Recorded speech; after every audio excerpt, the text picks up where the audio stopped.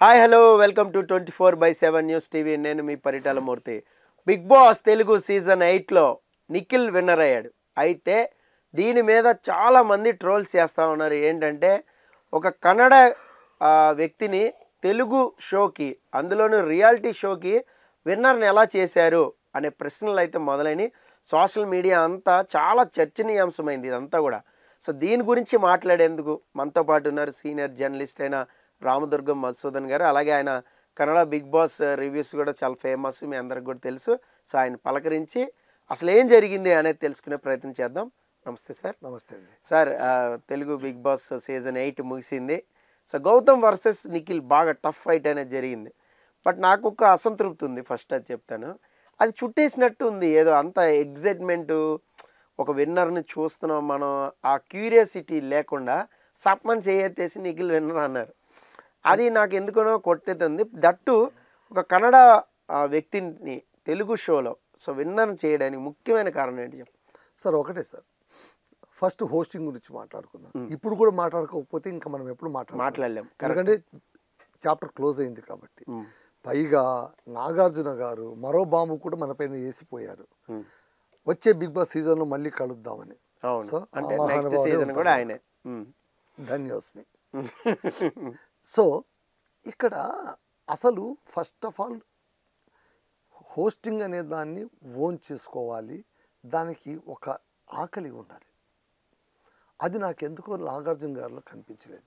No doubt he's a super actor, Telugu hero, అందరూ no doubt the great personality actor ANR కుమారుడు.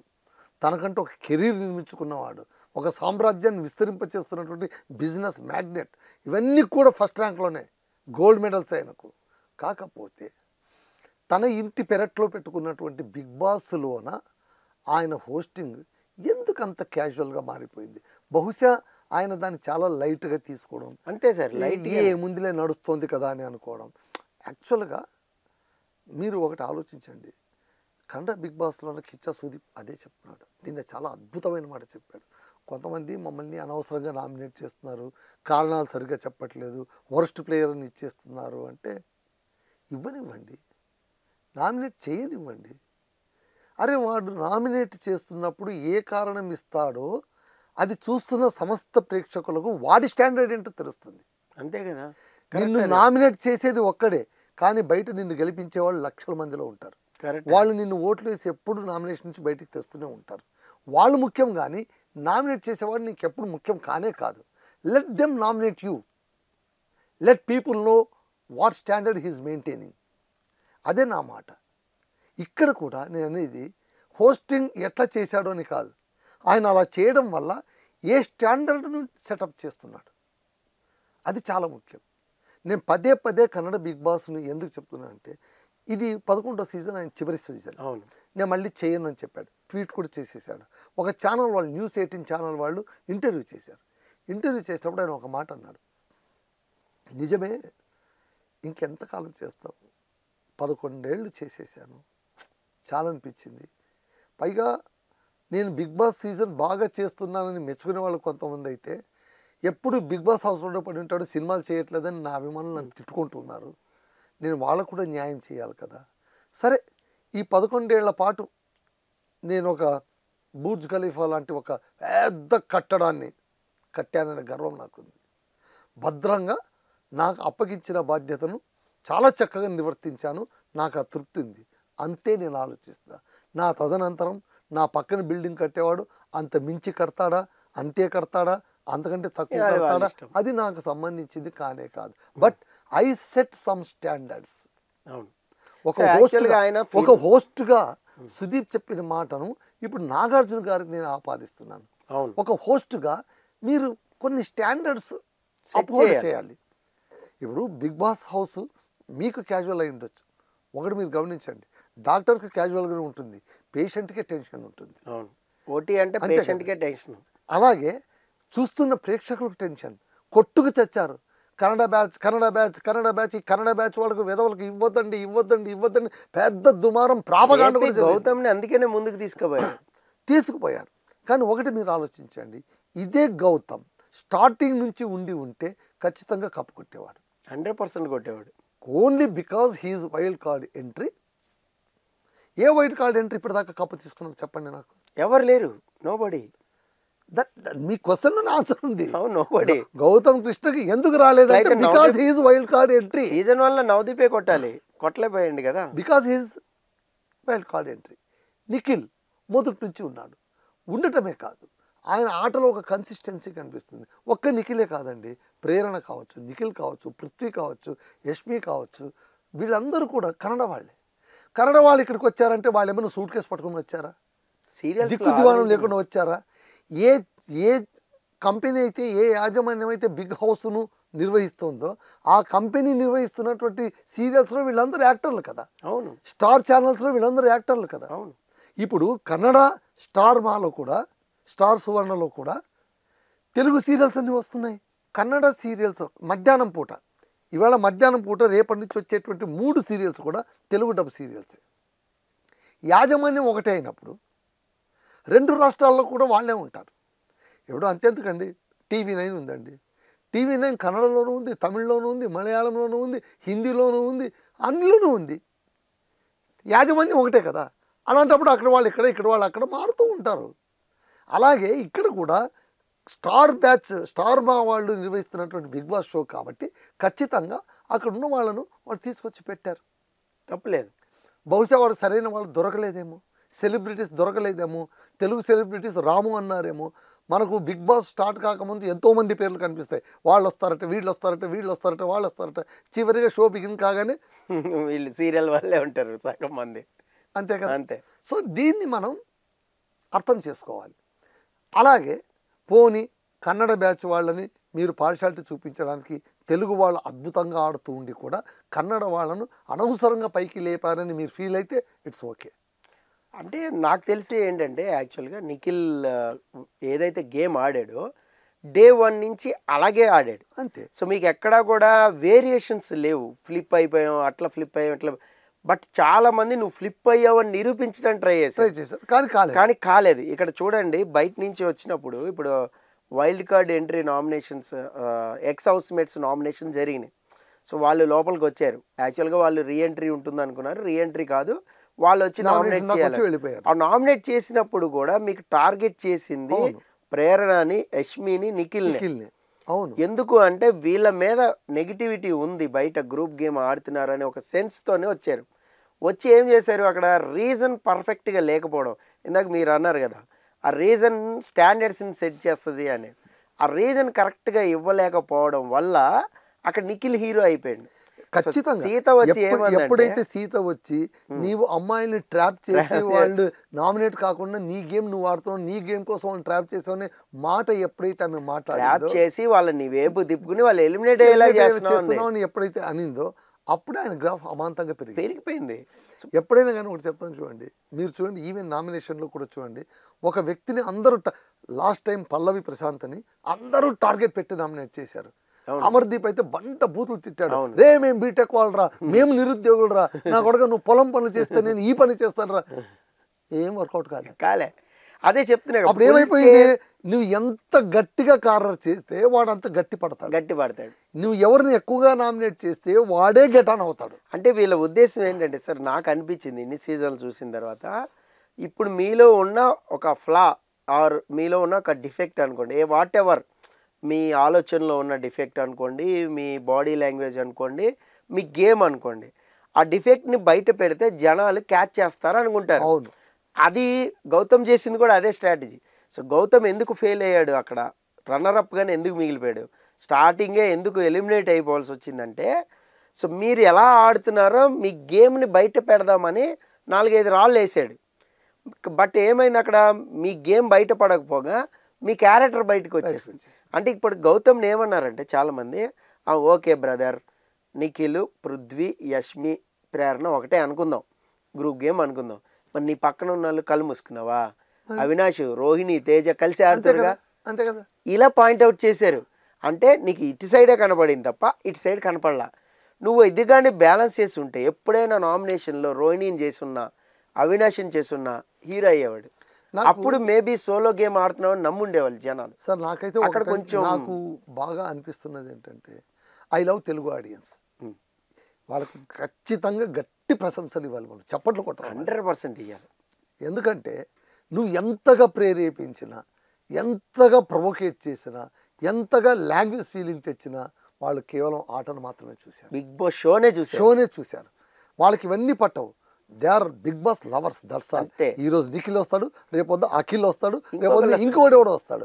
Immaterial వాళ్ళు కాదు, game ఎవడు ఎలా ఆడుతున్నాడు, నాకు నచ్చుతోందా లేదా, అది ప్రయారిటీ. అంతేగాని ఇప్పుడు తెలుగువాడు అయ్యేవాడు ఎలా పడితే అలా ఆడితే వాడిని ఎందుకు గెలిపించాలి? అదే కదా, ఫస్ట్ నుంచి కూడా వీళ్ళు తెలుగు వాళ్ళనే ఎలిమినేట్ చేస్తా పంపించారు. సో మీకు నేను ఒక ఎగ్జాంపుల్ చెప్తాను. సీజన్ 2లో కౌశల్ అసలు ఎవరో కూడా తెలియదు. సో కేవలం హౌస్ మేట్స్ టార్గెట్ చేయడం వల్లే గట్టిపడిపోయి అతను గేమ్ ఆడుతున్నాడని తెలిసిన తర్వాత కూడా చాలామందికి తెలిసింది, కొంత వర్గం విభేదించింది. కౌశల్ కావాలని యాక్ట్ చేస్తుండు, కావాలనే తను టార్గెట్ చేయించుకుంటున్నాడు జనాలకి. ఇది తెలుస్తున్నా కూడా ఏం చేయలేకపోయారు ఇంకా. ఎందుకు అంటే దాన్ని నిరూపించడానికి పాయింట్ అనేది లేదు.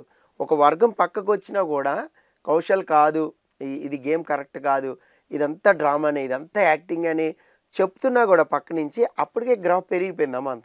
సరే డ్రామానే అనుకుందాం, మరి వాళ్ళు ఎందుకు అంత పుల్ చేయాలని చూశారు అనేది ఒక పాయింట్ అయిపోయి అతను హ్యూజ్ విన్నర్ అయిపోయాడు. సీజన్స్ అన్నిటికంటే కూడా టాప్ అనమాట. ఇప్పుడు మీకు కన్నడ బిగ్ బాస్ సీజన్ 11లో కూడా సేమ్ సిచ్యువేషన్ హ్యాపెనింగ్. వాడు హనుమంతు, వాడు వైల్డ్ కార్డ్ ఎంట్రీ వాడు వచ్చింది, వాడు వచ్చాడు, వాడు జానపద గాయకుడు, అద్భుతంగా పాడతాడు. అన్నిటికీ మించి వాడు ఎవ్వరికీ భయపడకుండా తన ఆట తాను ఆడుకుంటూ వెళ్ళిపోతున్నాడు. వాడు ధనరాజుకు దగ్గర ఉన్నా కూడా ధనరాజుకు ఫేవర్ గేమ్ లేదు, మొట్టమొదటి వాడిని నామినేట్ చేస్తాడు. వాడు ఒకటే అంటాడు, ఎవరైనా నువ్వు నన్ను ఎందుకు నామినేట్ నేను చేశాను, నువ్వు నన్ను చేసుకో, నేనేమో వద్దని లేదు కదా, చేసుకో, నేను చేశా, నువ్వు నన్ను చెయ్యి. ఎక్కువ ఏమైనా వాదించడానికి వస్తే అవన్నీ వద్దు, నాకు ఈ పాయింట్ నేను చెప్పాను, నీకు నచ్చలేకపోతే నీ ఇష్టం, నేను చేయగలిగింది ఏం లేదు, నువ్వు నన్ను నామినేట్ చేయి బై, నేను రెడీగా ఉన్నాను నుంచి దాన్ని ప్రొలాంగ్ చేయడు. వీళ్ళు బాగా తెలివైన వాళ్ళు, వీళ్ళు ఒక నామినేషన్ని 4 రోజుల పాటు లాగుతారు. అట్లెందుకన్నాడు, ఇట్లెందుకన్నాడు, వాడెందుకు చూసావా, వాడు ఎట్లా చేశారు, వాడు చూసావా ఎట్లా. అరే నువ్వు ఏం చేసినా ఏముంది. వాడు గోల్డ్ సురేష్ అయితే మొన్న ఎంత అన్యాయం అంటే త్రివిక్రమ్ని పక్కన పిలిచి, ఎందుకో నాకు నువ్వు కొంచెం ట్రాక్ తప్పుతున్నట్టు అనిపించింది అని పర్సనల్గా మాట్లాడు. చెప్పన్నా నేనేం ట్రాక్ లేదు, నువ్వు ఎవరో మాటకి ఈల్డ్ ఎవరి మాటకి ఈల్డ్ అయిపోతున్నాను చెప్పు, నేను ఎక్కడ లూజ్ అయ్యాను చెప్పు.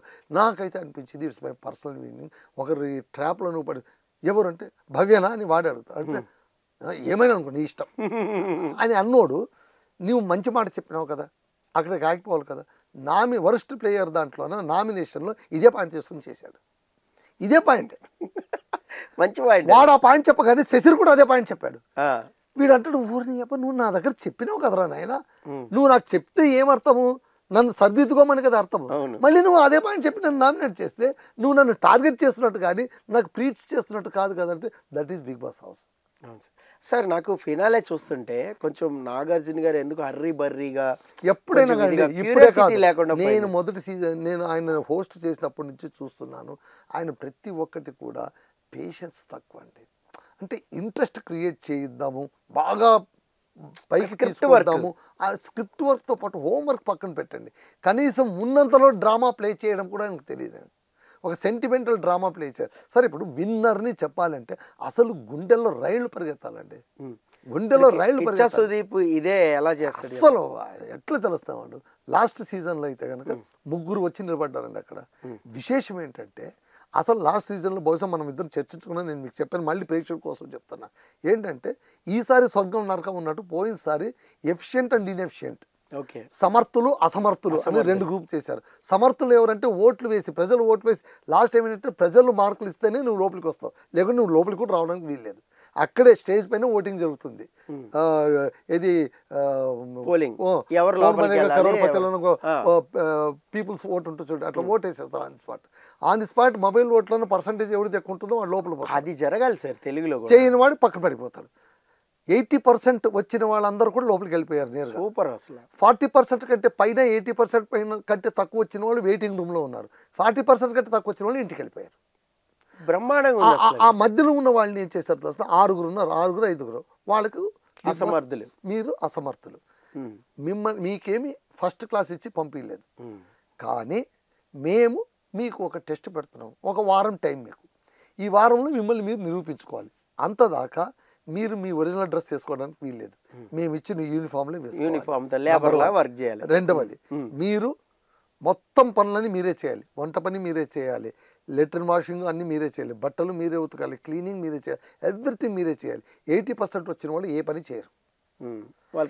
ఇది ఏమనుకున్నారు, అవతల వాళ్ళు ఏమనుకున్నారు, 80% వీఆర్ లగ్జరియస్ అని. కానీ వాళ్ళకు ఒక ఛాన్స్ ఇచ్చాడు బిగ్ బాస్ అని వాళ్ళు అప్పుడు అర్థం చేసుకోలేకపోయారు. సో అర్థం చేసుకోలేకపోయేసరికి ఆ మీరు నమ్మరండి, ఫస్ట్ డే వచ్చి నిలబడినటువంటి అసమర్థుల 5గురిలో 3 ఫినాలేలో ఉన్నారు. వాళ్ళ 3 ఉన్నారు. 80% ఓట్లేసినటువంటి ప్రజలు ఓట్లేసినటువంటి టప్ అని పడిపోయారు. ఆ 3 ఉన్నప్పుడు కూడా ఎట్లా తెలుస్తుంది, ఆ 3 నిలబెట్టాడు. 3లో సంగీత అనే అప్పట్లో అమ్మాయి, ఆ అమ్మాయి 3rd ప్లేస్లో వచ్చి 2nd రన్నర్ అప్ అయింది. బయటకు వచ్చినప్పుడు అంటాడు సంగీత, వాళ్ళ అమ్మ నాన్న మాట్లాడించి పేరెంట్స్ మాట్లాడించడం, ఆమె అట్లా నిలబడి ఉండగా కానీ పేరెంట్స్ అడగడం, మీకేమనిపిస్తుంది, మీ అమ్మాయి గెలుస్తుందని అనిపిస్తుందా, ఎందుకు గెలిపిస్తుంది అని అనుకుంటున్నారు, ఆ అమ్మాయి గెలిస్తే మీ మనసు ఎట్లా ఉంటుంది, ఫ్రెండ్స్ మీరు చెప్పండి, కొలీగ్స్ ఎవరు గెలవాలని అనుకుంటున్నారు, ఎవరు ఓడిపోవాలనుకుంటున్నారు, ఆడియన్స్ మీరు చెప్పండి ఎవరు గెలవాలనుకుంటున్నారు, ఎవరు ఓడిపోవాలనుకుంటున్నారు. Now then start. ఆమె బయటకు వచ్చేసి ఇప్పుడు మీకు ఎట్లా అనిపించింది, సంగీత అద్భుతంగా ఆడాను, ఇప్పుడు నీకు ఎలా అనిపిస్తుంది అంటే, నేను అమ్మాయిలా లోపలికి వెళ్ళి సింహంలా బయటకు వచ్చానంట, దట్స్ గ్రేట్ అని చెప్పాడు. ఇప్పుడు వాడు డ్రోన్ ప్రతాప్, ఆ తర్వాత ఇంకోడు వాడు, 2 మిగిలింటారు, కార్తీక్, 2 నిలబడి ఉంటారు. 2 నిలబడినప్పుడు కూడా ఎవరు గెలవాలనుకుంటారు, చాలామంది డ్రోన్ ప్రతాప్ అంటారు. ఇంకొకరేమో కార్తీక్, డ్రోన్ ప్రతాప్, వాడి పేరే డ్రోన్ ప్రతాప్. ఇప్పుడు వాడు కేసులో ఇరుక్కున్నాడు, పొలంలో బాంబు పిలిచి వాడు కేసులో ఇరుక్కున్నాడు. వాడు పెద్ద ప్రయోగశీలి, వాడు డ్రోన్లు ఎగిరేస్తుంటాడు అనమాట. వాడి పేరే డ్రోన్ ప్రతాప్. వాడు ఓడిపోతాడు, కార్తీక్ గెలుస్తాడు. ఆ గెలిచే మూమెంట్ తెచ్చేంత వరకు ఎంత అప్లిఫ్ట్ చేశాడంటే మాకందరికీ పడిపోతుంది. ఏమరా వీడు ఏం చెప్తున్నాడు, సుదీప్ తొందర చెప్పరా బాబు చచ్చిపోతున్నాడు, మళ్ళీ బ్రేక్ ఇస్తారు, బ్రేక్ అంటాడు, మళ్ళీ వస్తాడు. ఎస్ ఇప్పుడు చెప్పండి, కార్తీక్ నువ్వు గెలుస్తానని అనుకుంటున్నావు, ప్రతాప్ నీ మనసులో ఏముంది, మళ్ళీ ఇట్లాగే హీ విల్ మేక్ ది, అంటే ఊరికే చెప్పడం కాదు, బోర్ కొట్టించడం కాదు, he will engage entire the stage. That is the capacity of a host. ఆ హోస్ట్కి కెపాసిటీ ఎలా ఉండాలి, అలా ఉండాలి అంటే తనకు ఇన్బిల్ట్గా ఒక ఇంట్రెస్ట్ ఉండాలి. కెపాసిటీ లేదని నేను చెప్పను, నాగార్జునకి is having every capacity. Yes ఆయన చాలా బాగా చేయగలడు, కానీ బిగ్ బాసే కదా, లైట్ వే ఏముంది, లైటర్ వే చూడండి. నేను వచ్చాడు అన్నాడు రామ్ చరణ్, ఇంకా అక్కడ నిలబడి ఉన్నాడు, వాడు ఇంకా ఇప్పుడు విన్నర్ ఎవరు చెప్పే టైం వచ్చేసింది అన్నాడు, టింగ్ అన్నాడు, టింగ్ అన్నాడు, టింగ్ అయిపోయి కేల్కతం దుకాణం బంద్, కేల్కతం దుకాణం బంద్. చూసాడు అయిపోయిందా, ఆ విన్నర్ స్పీచ్ కూడా సరిగ్గా లేదు, విన్నర్ అసలు అయిపోయింది. వాడికి ఇంటికి వెళ్ళాలి, వాడికి పిలుస్తుంటుంది సెట్లో నుంచి, ఇంక వెళ్ళిపోవాలి. అంటే పిడుగు పడినా కూడా 9 గంటలకు ఇంటికి వెళ్ళిపోవాలి.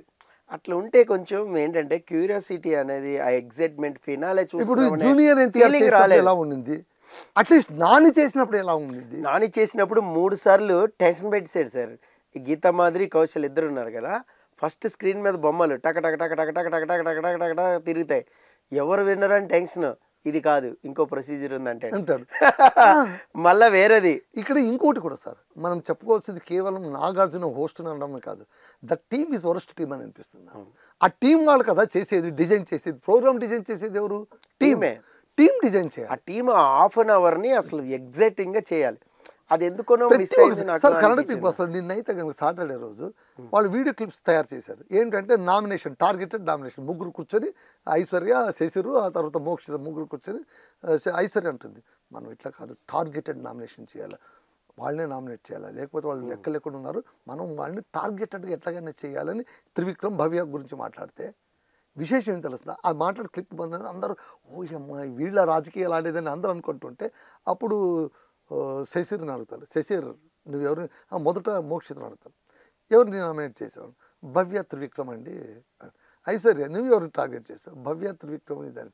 శశిర్ నాకు ఈసారి నామినేషన్ చేసే అవకాశం రాలేదు సార్ అంటే, బతికిపోయావు, లేకుంటే నువ్వు ఫిక్స్ అయిపోయి ఉండేదాన్ని, నువ్వు కూడా భవ్య త్రివిక్రమ్నే చేసి ఉండేదానివి, మీరు 3 కలిసి పనిన కుట్ర వీళ్ళకందరికీ తెలిసి ఉండేది, టార్గెటెడ్ నామినేషన్ చేస్తారా ఎవరైనా, కొంచెం ఆలోచించాలయ్యా. ఆ వీడియో క్లిప్పింగ్ పెట్టడం కానీ, ఆ మాట్లాడడం కానీ, అక్కడికి చైత్ర ఏమంటుంది, ఐశ్వర్య తర్వాత బ్రేక్లో ఉన్న ఎట్లా చూపించేశారు కదా సుదీప్ సార్ వచ్చి, నాకైతే చాలా ఇబ్బంది వెనక ముందు కట్ చేసి పెడితే ఎవరికైనా అట్లా అనిపిస్తుంది, వెనక మనం మాట్లాడింది ఎవరికైనా తెలుసా అంటే, చైత్రక్క వెనక ఏం మాట్లాడాడో కావాలన్నా మొత్తం వీడియో చూపిస్తా, నాకేం ఇబ్బంది లేదు, అన్నీ ఉన్నాయి అన్నీ ఉన్నాయి. ఈరోజు అన్నీ పెట్టుకుని మీ దగ్గరికి వచ్చాను, ప్లే చేయమంటే ప్లే సార్ నేను అట్లా అట్లే అన్నావు, నువ్వు పురుగు ఎవరి తలలో వదలు కానీ నా తలలో వదలదు. అబ్బా అదిరిపోతుంది. ఇట్లా ఉండాలి సార్ హోస్టింగ్ అంటే. మీరు చెప్తుంటేనే మాకు విజువల్ కనబడుతుంది అక్కడ. అసలు వాడు మాట్లాడడం అసలు నిన్న ఎట్లా చెప్పాడండి, అసలు చివరికి ఒక మాట చెప్పాడు, మంజుకు ఒక మాట చెప్పాడు, మంజు టర్న్ ఉంది, టర్న్ తీసుకున్నా వెళ్ళు, ఎదురుగుండే డెడ్ ఎండ్, నీకు ఛాన్స్ అయిపోయింది, అవతల రోడ్డు ఉంది, యువతల ఏమీ లేదు, ఇక డెడ్ ఎండ్ ఎవరు తెలుసు, అగౌతమి, టర్న్ అండ్ మూవ్, ఇంకా అటు పోకానే నీ ఇష్టం, ఇక్కడ ఏం లేదు. మిగిలిన వాళ్ళకి చెప్తారు, మిగిలిన వాళ్ళకి ఏం చెప్తారు తెలుసా, నేను చెప్పింది విని మీరు ఒక అడుగు ముందుకేస్తే మీకే మంచిది, ఒక అడుగు ముందుకు వేయకపోయినా పర్లేదు, అక్కడేనైనా ఉండండి, వెనకడుగు మాత్రం వేయొద్దండి. అద్భుతం. అసలు అసలు ఎలా మాటలు చెప్తాడు, ఎలా ఇది చేస్తాడు అంటే గ్రిప్పింగ్ సార్, అది అసలు కమాండ్ అండి, కమాండ్, కమాండింగ్. అసలు ఒక్కొక్క మాట మాట్లాడుతూ ఉంటే బా బా బా లైఫ్ లెసన్ లాగా కనిపిస్తుంది మనకు. సో బాగుంది సార్. యాక్చువల్గా ఇంకా మన తెలుగు ప్రేక్షకులు కన్నడ అయినా కూడా నిఖిల్ విన్నర్ చేయడం అనేది నాకైతే నేను అనేది నిఖిల్లో ఉన్న నిజాయితీ కంటే కూడా మన తెలుగు ప్రేక్షకుల్లో ఉండే నిజాయితీ నాకు నచ్చింది. అవును సార్, ఐ లవ్ దెమ్. అంతేనండి, ఏముందండి కన్నడ తెలుగు ఏముందండి, బారియర్స్ ఏమున్నాయి, కళకు బారియర్స్ ఏమున్నాయి. Yes he's the player. మన బిగ్ బాస్ హౌస్లోకి వచ్చి పోనీ ఇంకొకటి, ఆయన కన్నడ నుంచి వచ్చిన ఆ నలుగురు పొరపాటునైనా కన్నడ మాట మాట్లాడారా? లేదు, పొరపాటునైనా ఏదో వాళ్ళ గెస్ట్లు ఎప్పుడో వచ్చిన గెస్ట్లు, అది కూడా ఏంటి, నాగార్జున మగళే మగళే అంటుంటే యశ్మిని మగళే అంటే ఆయన కూడా తెలుగులోనే మాట్లాడాడు, కూడబలుక్కునైనా తెలుగులోనే మాట్లాడాడు. అంటే దే ఆనర్డ్ అవర్ లాంగ్వేజ్ కదా. అవును, దే ఆనర్డ్ అవర్ లాంగ్వేజ్. అసలు ఎంత స్పష్టంగా తెలుగు మాట్లాడారు వాళ్ళు. వాళ్ళు ఎక్కడైనా కన్నడ వాళ్ళని అనిపించేలాగా ఉందా? వాళ్ళ యాక్సెంట్ మొత్తం తెలుగు యాక్సెంట్ లాగానే ఉంది. They learn the language, they love the language, they are earning from this language and they are giving respect to the language. So ఇది మనం చూడాలి, మనం సంతోషించాలి. తెలుగు ప్రేక్షకులు నిజంగా గొప్పవాళ్ళు సార్, మీరు ఏమైనా చెప్పండి, వాళ్ళు ఆనర్ చేశారు వాళ్ళు. Okay sir, thank you so much. So Telugu ప్రేక్షకులు అందరూ గొప్పవాళ్ళని సార్ చెప్తున్నారు నిఖిల్ని విన్నర్ చేసినందుకు. సో మరి మీకు ఎలా అనిపించింది అనేది కామెంట్ బాక్స్లో మస్ట్గా కామెంట్ చేయండి. అలాగే next week Kannada Bigg Boss షోలో ఏం జరిగింది అనేది కూడా తెలుసుకుందాం. This is Paritala Murthy signing off. Bye by.